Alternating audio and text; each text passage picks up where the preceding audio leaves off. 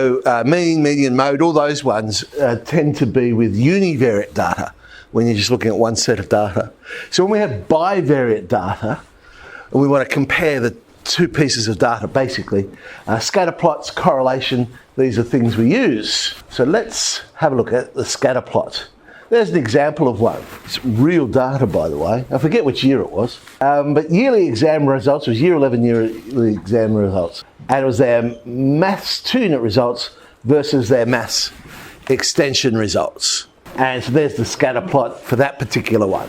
So you can see, okay, it looks like there's a bit of a relationship there. Kind of would hope so. But what about if you plotted English extension versus English 2-unit? Interesting. Not quite the same sort of relationship. And what the heck, let's plot English extension versus maths extension. And now we've got, whoa.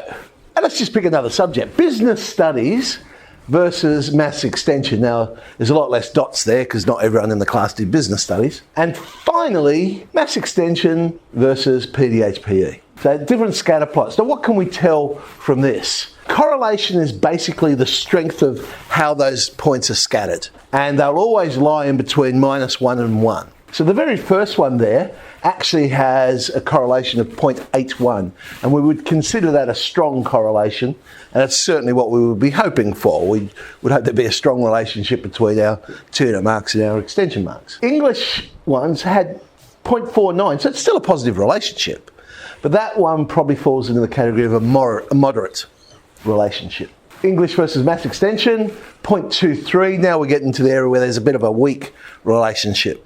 0.01 was the correlation for business studies. So we're basically saying there's virtually no correlation at all between the two. And finally, the PDH one is actually a negative correlation. So it's a weak negative one, but it would tend to say that the higher in one subject, the lower in the other, because it's going negative. But it is only weak, so it's not really that. If it was a strong one, you'd go, whoa, that's really interesting. Now, it's still a graph, so you'd still put the independent variable on the horizontal axis and the dependent on the vertical.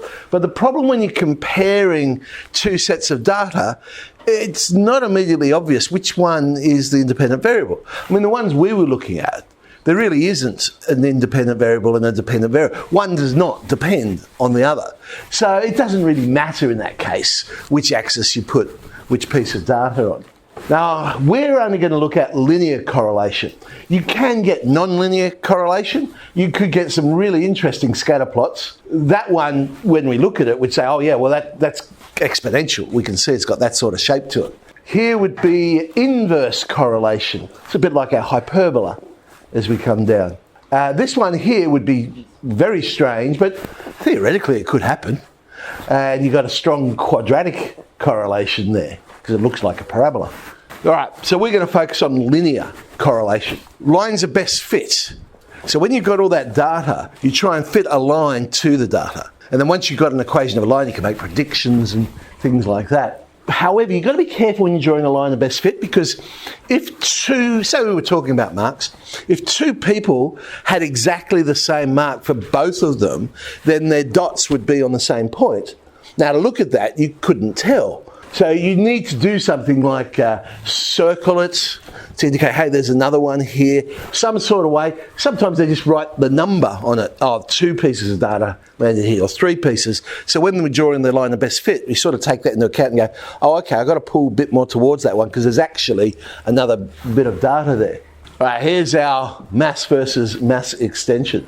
So if I wanted to draw a line of best fit on that one, well, around about there. So I could now make a prediction using that line, assuming that that is a correct trend. There's 2 different ways of doing it. There's interpolation.